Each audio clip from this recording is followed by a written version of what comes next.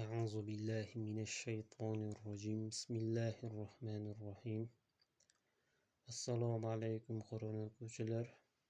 Tajvid darslarimizni davom etamiz. Bugun darsimizni 21-qismi darsimizni boshlaymiz. Biz sukunli nun va tanvin qoidalarini o'rganayotgandik. Bugungi qoidamiz sukunli nun va tanvin qoidalaridan bo'lgan ixfo qoidasi. Oxirgi va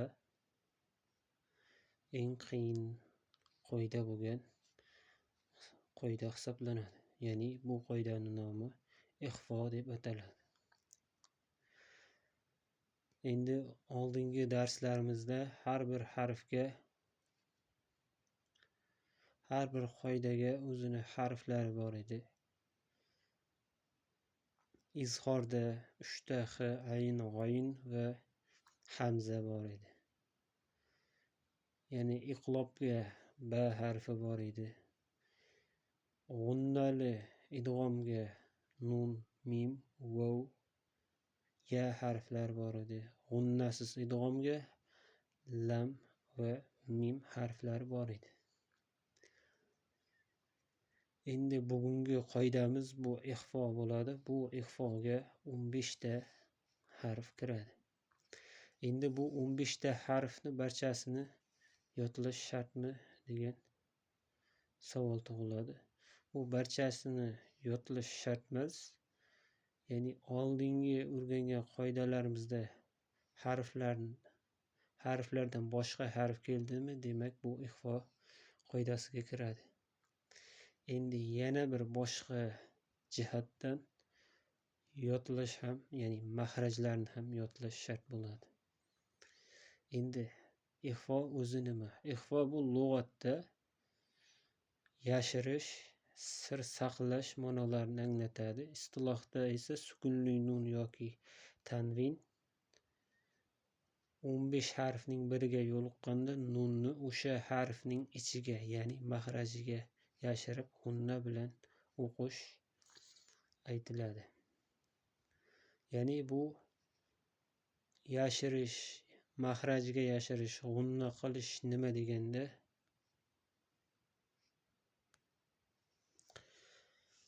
endi bu qoidani murakkabligi shundaki, bu sukunli nun va tanvindan keyin bu 15 ta harfni biri kelsa, sukunli nunni shu harflarni mahrajiga yashirib g'unna bilan ixfo qilinadi. Ya'ni mahrajiga yashirish deganda biz bu so'zda sukunli nundan keyin ta harfi kelyapti. Endi biz buni ixfo qilamiz. Ya'ni mantaba degan holatda ixfo qilamiz.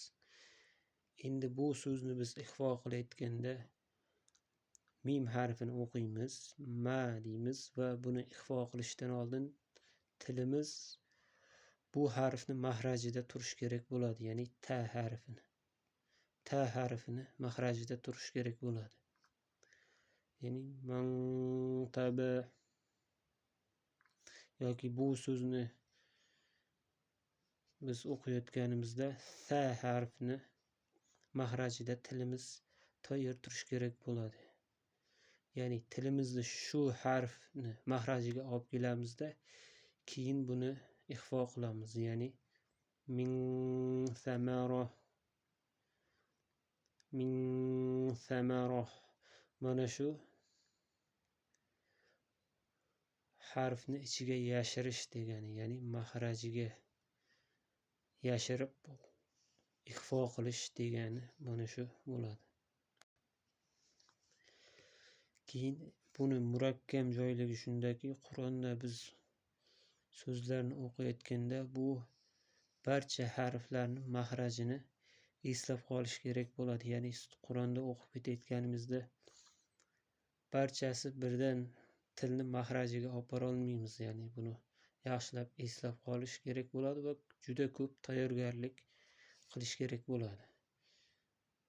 Endi buni barchasini mukammal o'rganib chiqquncha oradan oylar o'tib ketadi, balki yillar o'tib ketishi mumkin. Endi bitta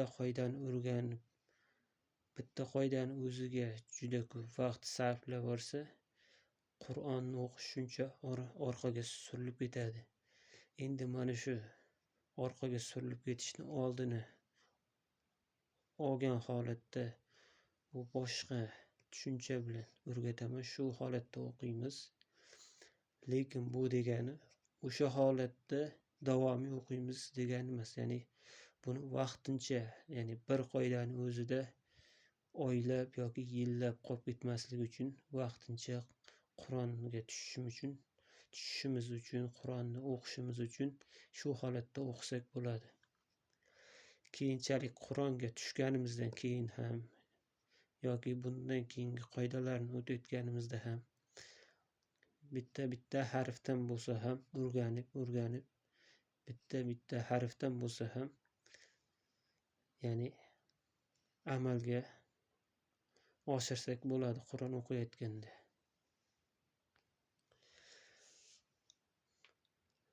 Ya'ni hozir ko'p vaqt o'tib ketmasligi uchun boshqa bir tushunchada, ya'ni boshqa bir yo'l bilan buni ixvo qilgan holatda o'qiymiz. Endi bu qanday yo'l? Biz hozir buni ixvo qilamiz, ya'ni mantaba degan holatda tilimizni, ya'ni og'zimizda tilimiz muallaq holatda turishi kerak bo'ladi. Ya'ni tishlarimizga, tepa va pastki tishimizga yoki tanglayimizga yoki pastki tanglayimizga yo tishlarni et qismiga tegmagan holatda, og'izda muallaq, hech joyga tegmagan holatda, muallaq holatda ushlab g'unna qilamiz. Ya'ni mantaba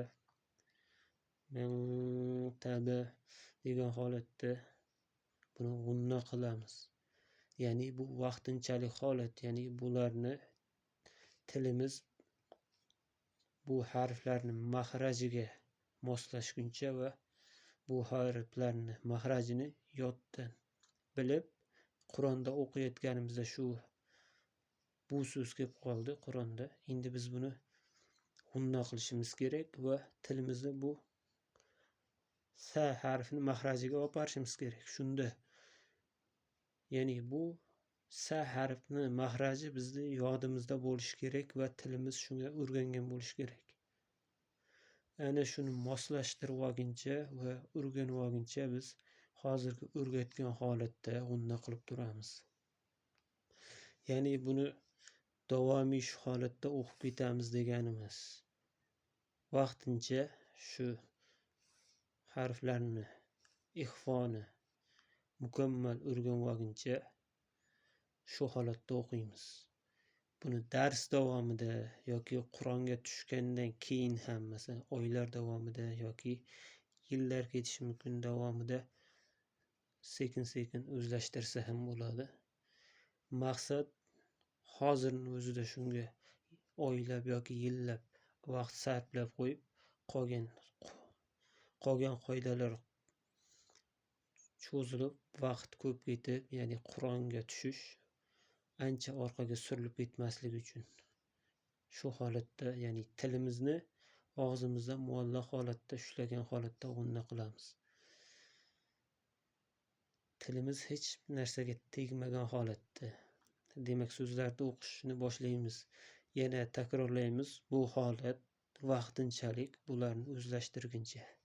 Demak, so'zlarni boshladik. Mantaba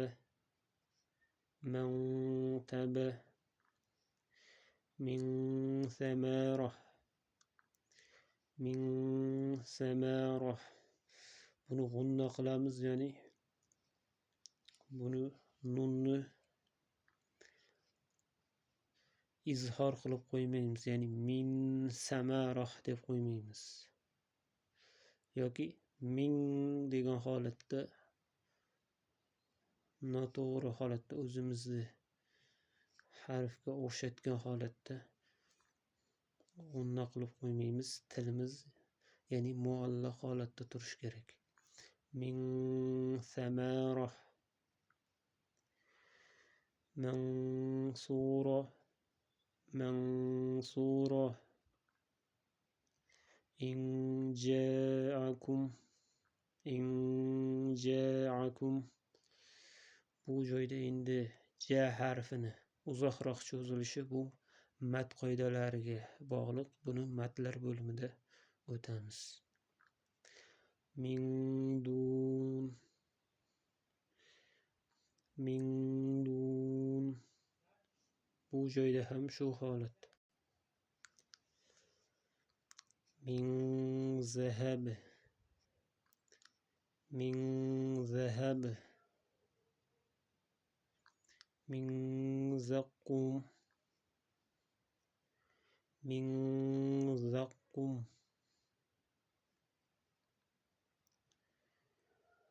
in sa'altum,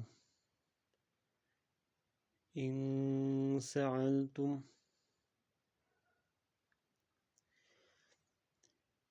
min sharri, min sharri. Ya'ni bu so'zlarda har bir harfga misol kelgan, ya'ni har bir ixvo bir-biridan farq qilish kerak. Ya'ni hozir biz vaqtinchalik bularni o'zlashtirish uchun bu holatda o'qiyapmiz. Aslida bir-biridan ozroq farq qiladi har bir harfda. Min sharri ma halaqu,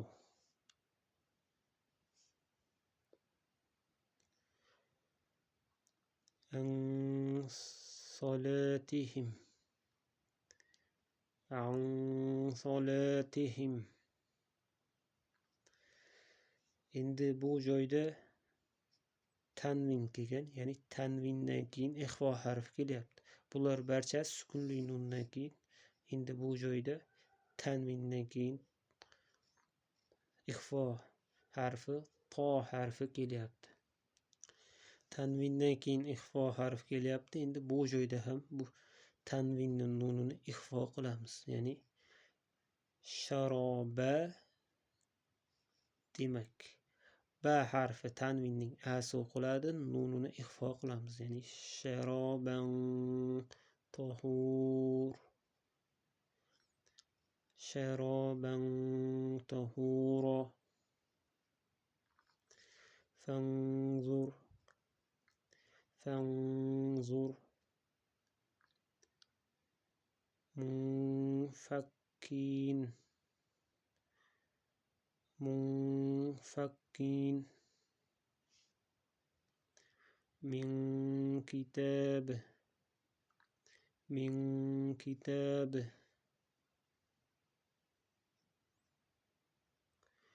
yankusuna, yankusuna, man kana, man kana, min tayyibati, min tayyibati, kuntum, kuntum, munzir, munzir. Shu holatda ixvo qilib o'qiladi.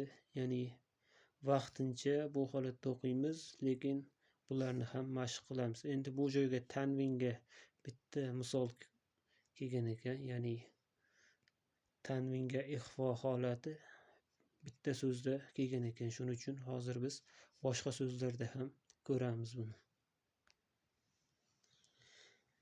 Demak, tanvinga misollarni ko'rib chiqamiz. Bu 6 ta so'zni kitobda bittagina so'z kelgani uchun yana qo'shimcha so'zlar ko'rib chiqamiz. Bu joyda tanvin, tanvindan keyin ixvo harflaridan sod harfi kelyapti. Endi buni ixvo qilgan holatda o'qiymiz. Kitabun solih, kitabun solih, keyingi so'zimizda tanvindan keyin shin harfi kelyapti. Ya'ni bu joyda shin harfi, ixfa harfi, bu joyda ham ixfa qilamiz. Azaban shati'a, azaban shati'a. Keyingi so'zimizda tanvindan keyin vo harfi kelyapti, ixfa harfi. Bu joyda ham ixfa qilamiz. Qawman zolimin, qawman zolimin.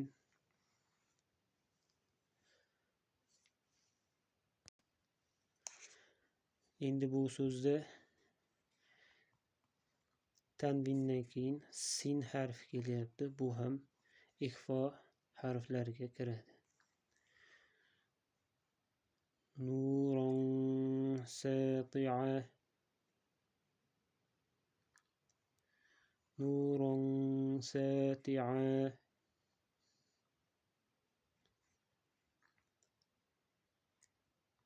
Keyingi harfimizda tanvindan keyin kaf harfi kelyapti. Bu ham ixfa harfiga kiradi. Buni ham ixfa holatda o'qiymiz.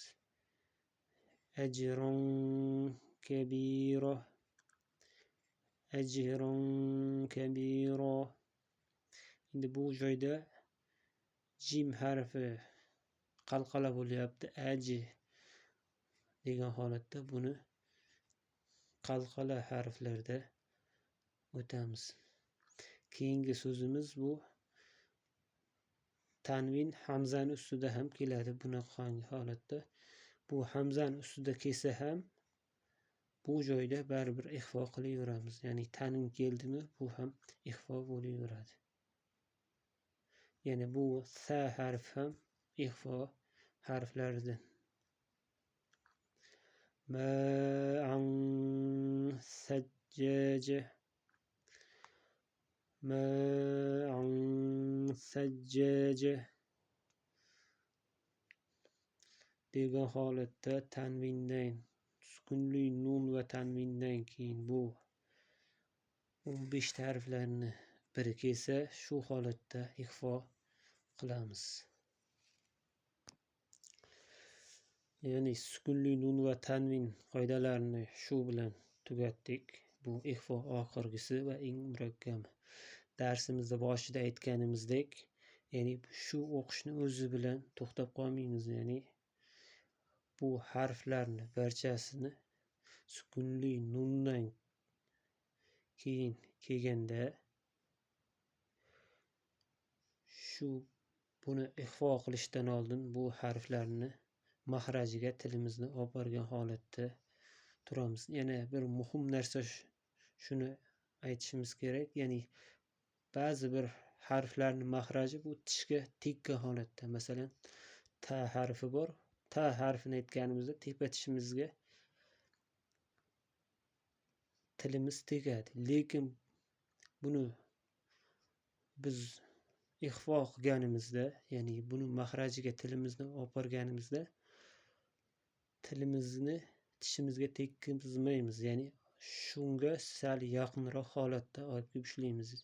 Ixfoda til tishga yoki tanglayga yoki pastki tanglayga tekmaslik kerak bo'ladi. Darsda boshida aytgandek, tilni tishlarga tekkizmaymiz, balki shu mahrajga yaqinroq olib kelib tekkizmasdan ushlab turamiz. Bu mahraji tishga tekkan holatda chiqadigan harflarga, bu 15 ta harfning ichida. Qolganini tilga tekmasdan aytiladigan harflar mahrajini shu o'zini holatda ushlab turamiz.